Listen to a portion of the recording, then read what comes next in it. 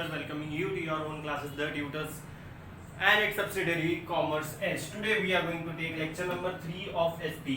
हम लोग चैप्टर जो चल रहा है हमको oh my god, this is a different marker. Lecture number 3 of 12th standard SP.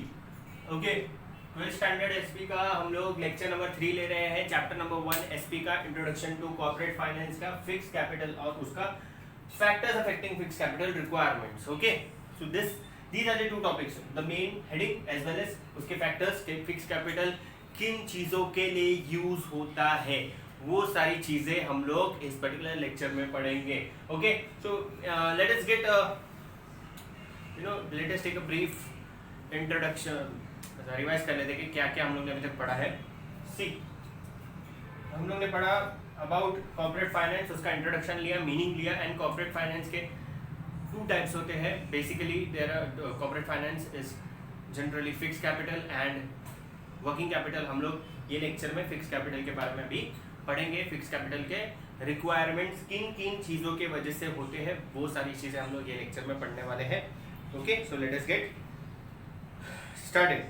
There are 12 points of factors affecting requirements of fixed capital, and you always know that, you people know that I only take 7 points out of those any of the number. ठीक है, सिर्फ हम लोग principle of management 14 के 14 पढ़ेंगे क्योंकि वो 14 के 14 इक्वली इंपॉर्टेंट है. ये भी इंपॉर्टेंट है no doubt, but the thing is जितना एग्जाम में लिखना है हम लोग उतना ही पढ़ते हैं, just because I only teach that much. If you want more explanation, if you want के बाकी के जो 5 पॉइंट जो मैंने छोड़ दिया अगर तुमको चाहिए तो you can comment me in the comment section. Okay, now fixed capital. Fixed capital is the capital which is used for buying fixed assets which are used for a longer period of time in the business. These assets are not meant for resale. In simple words, fixed capital refers to the capital investment for acquiring fixed assets. It stays in the business for long period, almost permanently. Examples of fixed capital are capital used for purchasing land and building, furniture, plant and machinery, etc. Such capital is required usually at the time of establishment of the new company. However, existing companies may also need such capital for the expansion and development and replacement of the equipments, etc.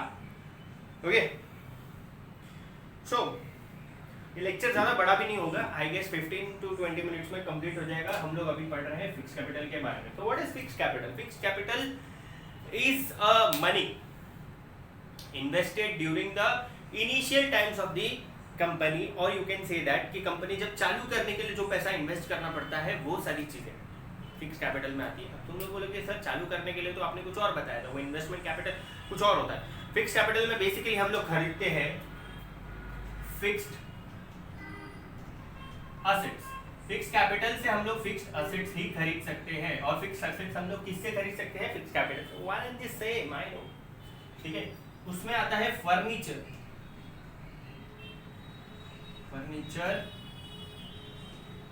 उसमें आता है land and building.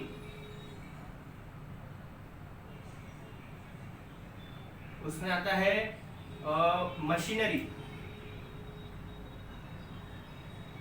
ठीक है, ये सारी चीजें हैं जो बेसिकली फिक्स्ड असेट्स है जो हम लोग फिक्स्ड कैपिटल से खरीदते हैं. ये सारी चीजें हम लोग बार बार खरीदते रहते हैं कंपनी में? नहीं. These are assets which are purchased mostly only single time. Mostly मैंने बोला है, हमेशा नहीं होता है, मोस्टली. ठीक है, ज्यादातर. What happens here is if we look these assets carefully. हम लोग फर्नीचर खरीदते हैं जो हम लोग कल बेचने देते. वी कीप इट एटलीस्ट इतने टाइम तक तो रखते ही कि हमको फर्नीचर देख के कंटाल नहीं आ जाए. Land and building obviously we purchase and we don't sell it regularly. Machinery भी हमने खरीदा है तो बेचने के लिए नहीं खरीदा है. बेसिकली फिक्स कैपिटल से जो भी चीज़ें आती है, जो चीज़ें हमने खरीदी है फिक्स कैपिटल से, बेसिकली वो सारी चीज़ें हम लोग उसको रीसेल के लिए नहीं खरीदते हैं. ठीक है, इनिशियली जब स्टार्ट में कंपनी चालू करने की होती है तो हमको ये सारी चीज़ों की जरूरत पड़ती है, और ये सारी चीज़ें किस पैसे से आती है? फिक्स कैपिटल से आती है. समझ में आया? Fix capital is basically a capital which is used to purchase fixed assets which are purchased during the start of the company, और कंपनी बीच में भी खरीद सकती है ये सारी चीजें। अपनी कंपनी का नया ब्रांच खोलना है या एक्सपैंड करना है, डाइवर्सिफाई करना है, तो ये सारी चीजें फिर से होती है, जो किस पैसे से आती है, फिक्स्ड कैपिटल से आती है। I hope you people are understanding what I am teaching you right now. Fixed capital asset, fixed पैसे से फिक्स्ड असेट आता है। फिक्स्ड असेट्स ये सारे हैं और ये सारी चीजें कंपनी के स्टार्ट पे हम लोग खरीदते हैं और कंपनी जब अच्छे से चलने लगती है तो अगर उनको डाइवर्सिफाई एक्सपेंशन या उनका कोई और ब्रांच खोलना है तो they can again purchase these things with the money called fixed capital.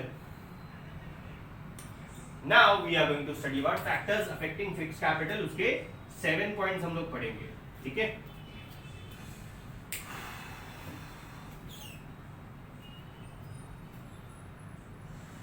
So first point, factors affecting fixed capital requirements, उसके पहला है nature of business. Manufacturing industries and public utilities have to invest huge amount of funds to acquire fixed assets, while trading business may not need huge investments in fixed assets. जो trade करती है company, जो सिर्फ trading करती है, share market का जो काम होता है, उसमें हम लोग को कोई फर्नीचर की जरूरत नहीं पड़ती, उसमें हम लोग को रॉ मटेरियल की जरूरत नहीं पड़ती, मशीनरी की जरूरत नहीं पड़ती है, बिल्डिंग्स की जरूरत नहीं पड़ती बड़ी बड़ी। If you have a computer you can sit and do those type of businesses, huge businesses at a single flat, और you can say that commercial building भी नहीं रहेगी, शॉप भी रहेगा तो भी चल जाएगा। बट अगर तुमको कोई बड़ा कंपनी चालू करना है या कोई भी कंपनी चालू करना है जिसमें तुम लोग मैन्युफैक्चरिंग एक्टिविटी कर रहे हो, तो तुमको उसके लिए लैंड एंड बिल्डिंग चाहिए, तुमको जो चीज मैन्युफैक्चर करना है उसको बनाने वाली मशीन चाहिए, और तुमको बनाने वाली मशीन के साथ साथ तुम्हारे फैक्ट्री में फर्नीचर भी लगाना पड़ेगा। तो ये सारी चीजें फिक्स्ड असेट्स है जो अलग अलग टाइप के बिजनेस पे डिपेंड करती है। जो ट्रेडिंग कंपनीज हैं उनको फिक्स कैपिटल की ज्यादा जरूरत नहीं पड़ती है, उनको फिक्स्ड असेट ज्यादा खरीदना नहीं पड़ता है। वेयरएज मैन्युफैक्चरिंग इंडस्ट्रीज जो होती है वो सारी कंपनीज को obviously they need these particular things, so there fixed capital is a huge amount which is invested in their company. Okay, second point we have size of business. Where a business firm is set up to carry on a large scale operations, its fixed capital requirements are likely to be high. It is because most of their production processes are based on automatic machines and equipments. More the big the business, more the requirement of machineries, more the requirement of land, more the requirement of building, more the requirement of furniture, more the requirement of machinery, more the requirement of raw material, and obviously if all these things are more, these more things are purchased with what amount, with what capital, fixed capital. Manufacturing industry है तो fix capital ज्यादा होगा, trading company है तो fix capital obviously उसके comparison में थोड़ा सा कम होगा। ये फर्स्ट पॉइंट। सेकंड पॉइंट क्या बोलता है, अगर बिजनेस जितना भी बड़ा होगा उतना ही उसका फिक्स कैपिटल भी होगा, क्योंकि बड़े बिजनेस को चलाने के लिए बड़ी बिल्डिंग चाहिए, बड़ा लैंड चाहिए, बड़ा फर्नीचर चाहिए, बड़ा मशीनरी चाहिए, और वो सारी फिक्स कैपिटल्स है, और सॉरी फिक्स एसेट्स है। फिक्स एसेट्स आते किससे है, फिक्स कैपिटल से।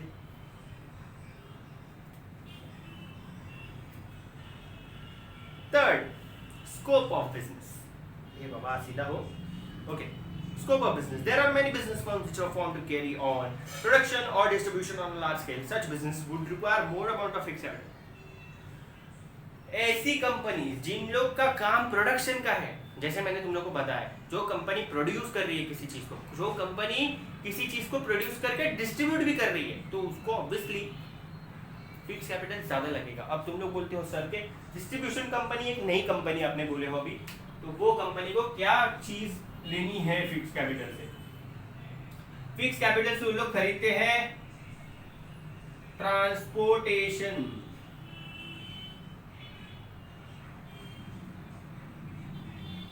व्हीकल्स, ठीक है। ये क्यों बनाया? फिक्स कैपिटल से जो डिस्ट्रीब्यूशन कंपनी है, डिस्ट्रीब्यूट करने वाली कंपनी है, कोई चीज कोई कंपनी प्रोड्यूस कर रही है और उसको डिस्ट्रीब्यूट भी कर रही है, तो obviously they need machine to produce that particular thing and they need vehicles to distribute that particular thing which they have produced. So that vehicle, that machine, that land and building, that furniture, each and every fixed asset is coming from fixed capital. Depending upon the company, depending upon the size of the company, depending upon what work they are doing, their fixed capital can differ from each other.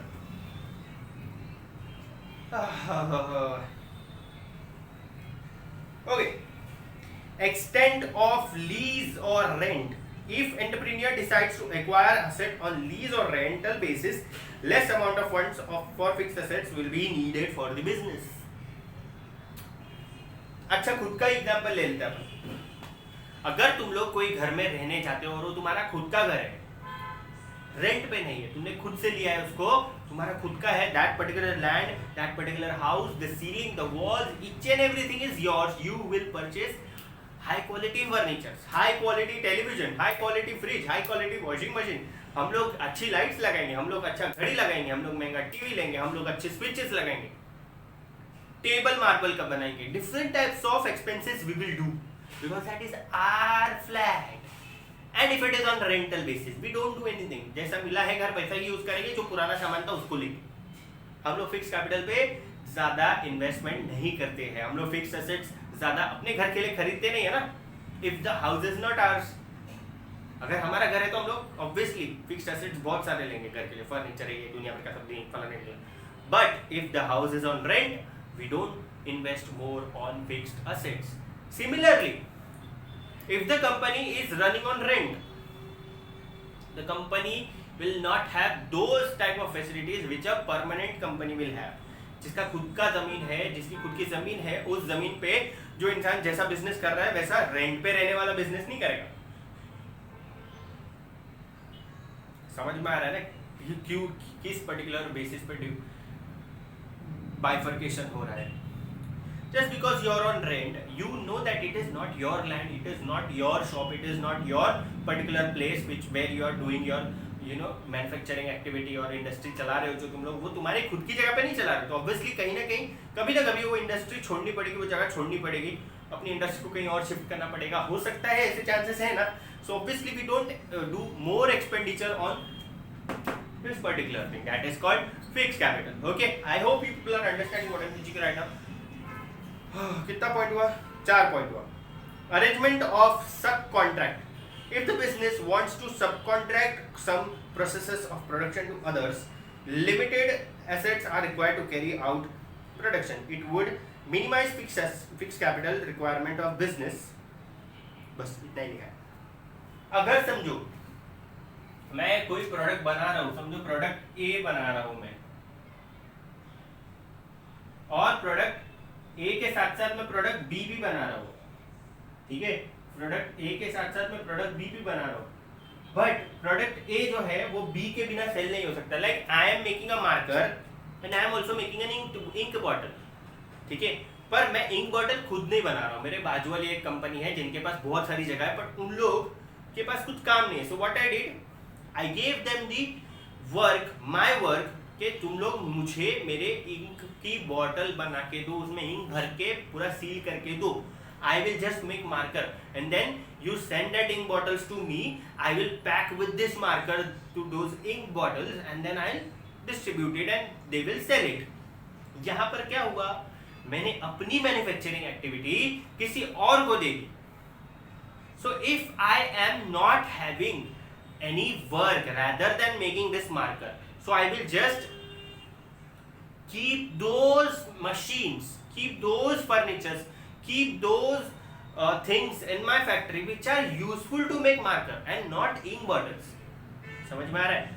वैसे marker बना रहा तो मैं उतना ही सामान रखूंगा जितना marker बनाने के लिए काम में आने वाला है। तो ऑब्वियसली कहीं ना कहीं इंक बॉटल बनाने वाली जो सामान थे वो मैंने कंपनी में लाए नहीं, और जब मैंने कंपनी में वो सारे सामान लाए नहीं जो इंक बॉटल बनाने के थे, तो पैसा बच गया। और कौन सा पैसा बचा? फिक्स कैपिटल का पैसा बचा। समझ में आया? दैट इज कॉल्ड सब ब्रोकरशिप। ब्रोकर नहीं, सब प्रोडक्शन। सब ब्रोकर नहीं होता है, सब प्रोडक्शन होता है। सब कॉन्ट्रैक्ट, सब प्रोडक्शन वगैरह सब। 6 point, acquisition of old assets. If old equipments and plants are available at low prices, then it would reduce the need for investment. Obviously, अगर मैं एक शॉप में जाता हूँ, फर्नीचर की शॉप में, और उसके बाजू में भंगार वाले की दुकान है, फर्नीचर के शॉप में मुझे एक बहुत अच्छा फर्नीचर लगा, पर वो भंगार वाले के पास ना वैसे ही सेम कुर्सी थी, बट उसमें पॉलिश नहीं था, पॉलिशिंग नहीं थी, इसलिए गंदा दिख रहा था पूरा। बट उसके पास पॉलिश किया हुआ एकदम अच्छे से वही सेम कुर्सी रखी हुई। तो मैंने क्या किया, भंगार वाले के पास गया, उसको बोला कितने का है, उसने बोला 100 रुपए की कुर्सी। मैं फर्नीचर वाले के पास गया, उसने बोला 1000 रुपए की कुर्सी। कितने का डिफरेंस है? 100 रुपया, 1000 रुपया। मैंने उसको क्या बोला, बंगाल वाले को, 150 रुपया ले लो, मुझे वो कुर्सी को पूरा पॉलिश करके दे दो, और 50 रुपया ले लो, मुझे वो घर पे भी छोड़ दो। जहां मुझे 1000 रुपीज की सेम चेयर पड़ रही थी, वही से चेयर मुझे 200 रुपीज में पड़ गई। 50 rupees delivery charge, 50 rupees polishing और 100 रुपया वो कुर्सी का, और मैंने उसको और 50 रुपया दे दिया खुशी से कि जा जी ले अपनी दुनिया। तो 250 रुपये में वही कुर्सी, 1000 रुपये की कुर्सी 250 रुपये में मिल गई। उधर बार्गेन करके हम लोग ज्यादा 900 रुपया करा सकते थे, पर इधर बिना बार्गेन के 250 में आ गए। सो अगर पुराना असेट मिल रहा है अच्छे प्राइस में, तो क्या बचा? Fix capital. And last point for the day is acquisition of assets on concessional rate. With the view of fostering industrial growth at the regional level, the government may provide land and building materials at concessional rates. Plant and equipments may also be made available on the installment basis. Such facilities will reduce the requirement of fixed capital. Now, government, अगर समझो महाराष्ट्र में मुझे कोई industry चालू करनी है, तो वो इंडस्ट्री अगर समझो महाराष्ट्र के गवर्नमेंट के लिए या महाराष्ट्र के डेवलपमेंट के लिए बहुत ज़्यादा अगर यूजफुल है, तो government will provide me discounts, government will provide me concessions, government will give me proper good instalments, you know, to pay that money on time, to make arrangements of money whenever I don't have money. ठीक है, सो मुझे कम पैसे में हो सकता है कोई कोई लैंड एंड बिल्डिंग, कोई मशीनरी मिल जाए जो महाराष्ट्र गवर्नमेंट की तरफ से सब्सिडाइज होगी। ठीक है, सब्सिडाइज मतलब थोड़े से, तो उनका वो मशीन का थोड़ा सा पैसा कौन भरता है? महाराष्ट्र गवर्नमेंट भरती है, we don't pay. Okay, so these were 7 points of factors affecting fixed capital requirements. I hope people have understood. Fixed assets तो तुम लोगों को मालूम ही है, और फिक्स्ड कैपिटल का आज हम लोग ने इंट्रोडक्शन लिया, थोड़ा सा उसके बारे में डिस्कस किया। सो this was lecture number 3 of SP chapter number 1 of 12th standard. We studied fixed capital and its factors. This was Vachit sir, thank you so much. But before that, if you're new to this channel, don't forget to subscribe. अच्छा लगा है तो like करके जाओ, नहीं अच्छा लगा है तो डिसलाइक करके जाओ, दोनों करना अनिवार्य है। और अपने फ्रेंड्स को शेयर करना मत भूलना। कुछ भी डाउट रहेगा तो तुम लोग कमेंट सेक्शन में पूछ सकते हो, नहीं है डाउट तो भी अच्छा लगा नहीं लगा वो कमेंट सेक्शन में लिख के जाओ। सबको बोल रहा हूँ मैं, ये मेरे स्टूडेंट्स को भी बोल रहा हूँ जो देख रहे हैं, कमेंट सेक्शन में कमेंट करना मत भूलना। अच्छा लगा है नहीं लगा है वो लाइक डिसलाइक तो ठीक है, कमेंट में लिखना मत भूलना कैसा लगा लेक्चर। कुछ डाउट है तो वो कमेंट में पूछो, कुछ नहीं समझा तो वो कमेंट में लिखो, कुछ समझा है तो भी लिखो, कुछ नहीं है बोलने को तो भी कुछ भी लिख के जाओ, बट कमेंट करना मत भूलना। That gives me a very good pleasure that people are showing interest to this channel. Okay, so thank you so much. This was वाचित sir to you winding up my lecture. Bye bye.